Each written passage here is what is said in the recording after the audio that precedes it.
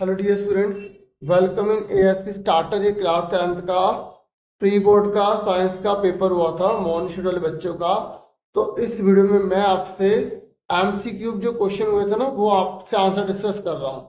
तो आप इसके आंसर मैच कर सकते हैं और देख सकते हैं कि आपके कितने आंसर ठीक निकले हैं। हिंदी मीडियम इंग्लिश मीडियम दोनों स्टूडेंट्स अच्छे से इस वीडियो को देख सकते हैं। देखिए, पहला पूछा गया था कि एक्सोथर्मिक रिएक्शन का कौन सा एग्जाम्पल होगा। एक्सोथर्मिक यानी कि हिंदी में उष्माक्षेपी, जिसमें से ऊर्जा जो है बाहर निकलती है। ठीक है, हीट जो है, एनर्जी जो है वो रिलीज होती है। तो इसलिए इसका आंसर क्या है? सी। ठीक है, तो पहले का आंसर सी था। फिर उसके बाद नेक्स्ट क्वेश्चन है हमारा।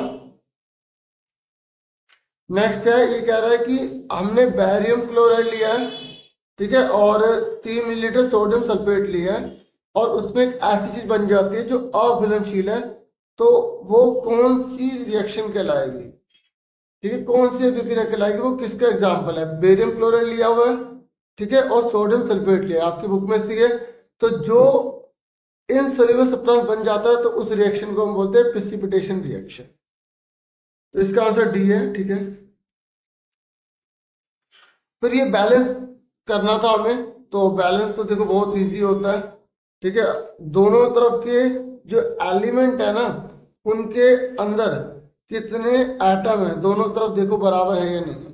तो ये देखना था। तो यहाँ पर 6 आ रहा था, ठीक है, यहाँ पर 12 आ रहा था, और यहाँ 6 आ रहा था, और टोटल करके दोनों तरफ देख रहे थे तो इक्वल आ रहा था। तो इसलिए इसका आंसर क्या है? बी।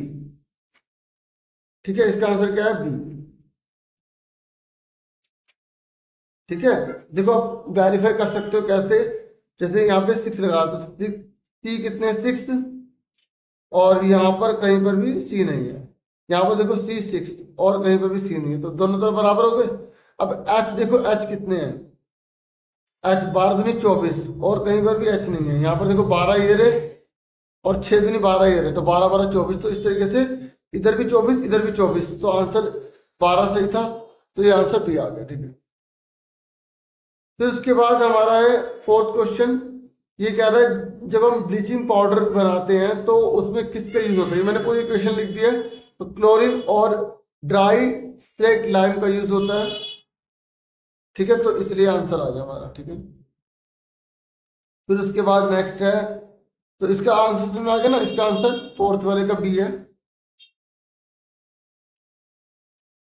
फिर नेक्स्ट है, ये कह रहा है जब विद्युत लवण जल से प्रभावित की जाती है तब जो उत्पाद निर्मित होते हैं वो बताओ। देखो, जब विद्युत लवण जल से प्रभावित की जाती है तो पता है क्या क्या होता है? तो यहाँ पर हाइड्रोजन, क्लोरीन और सोडियम हाइड्रोक्साइड होता है। ये आपने सोल्ट वाले में सबसे पहला टॉपिक पढ़ा होगा ये। ठीक है ना। फिर 6 क्वेश्चन है, सेकंड चैप्टर से था। ठीक है, 6 क्वेश्चन में आपको मैचिंग करनी थी। आपको ऐसा नॉन मैटर बताना था जो चमकता है। तो वो कौन सा है हमारा? आयोडीन। ठीक है, तो आई। ऐसा मेटल जो पुअर कंडक्टर है हीट का, तो पीबी यानी कि लेड। ठीक है ना। फिर ऐसा नॉन मेटल जो लिक्विड होता है रूम टेम्परेचर में, ठीक है, तो ब्रोमियम। उसके बाद एक ऐसा मेटल जो हम हथेली पे रखते हैं और वो पिघल जाता है, तो वो कौन सा है? कैल्शियम। ठीक है, इस तरीके से इसकी जब हम मैचिंग करते हैं तो हम आंसर बी ही पाते हैं। ठीक है,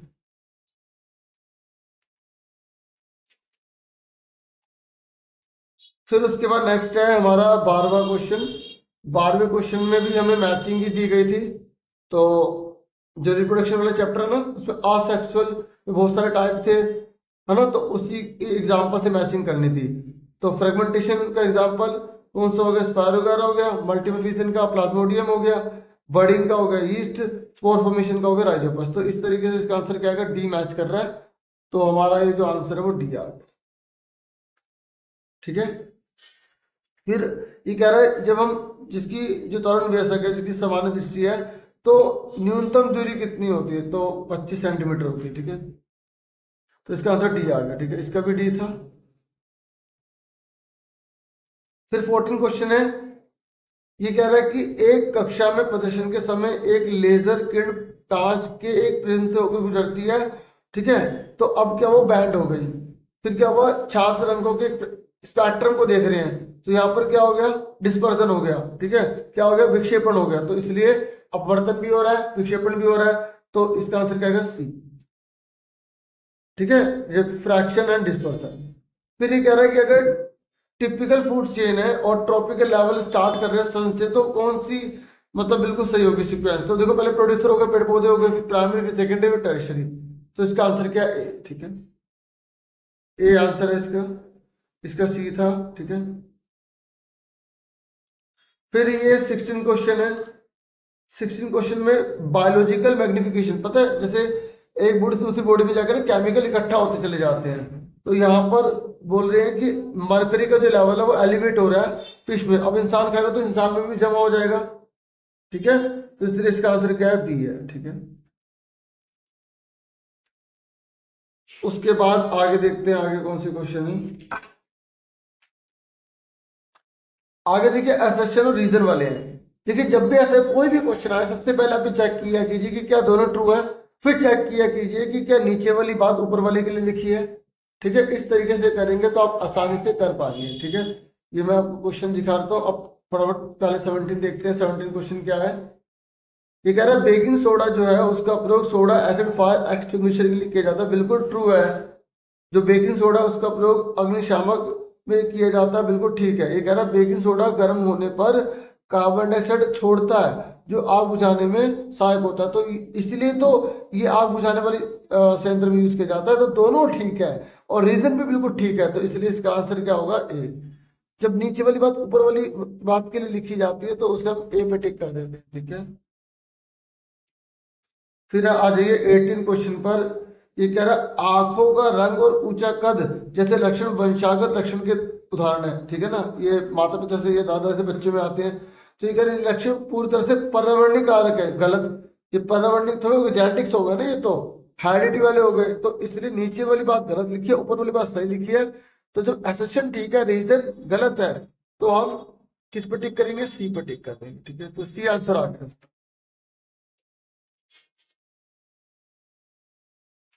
चलिए 19 क्वेश्चन है। ये कह रहा है लेंस के आवर्धन की कोई इकाई नहीं होती।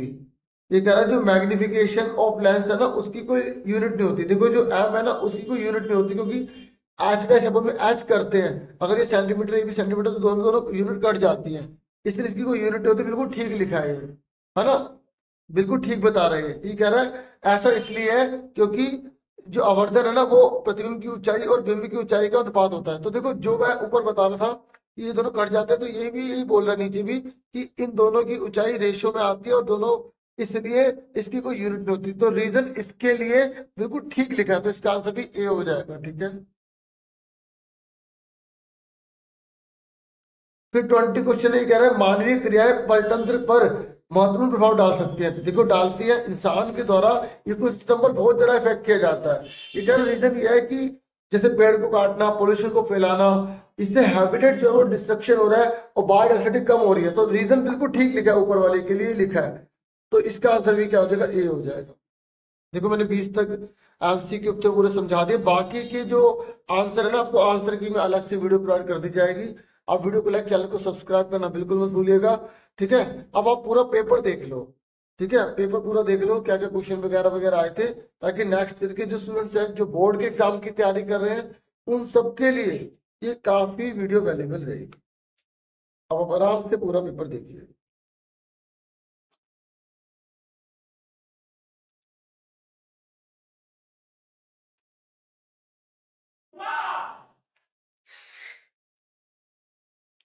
आराम से आप देख सकते हैं।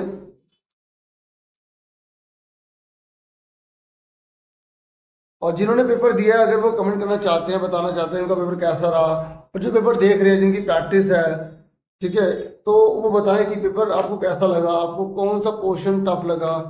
ठीक है, आप कमेंट में आपस में डिस्कस भी कर सकते हैं।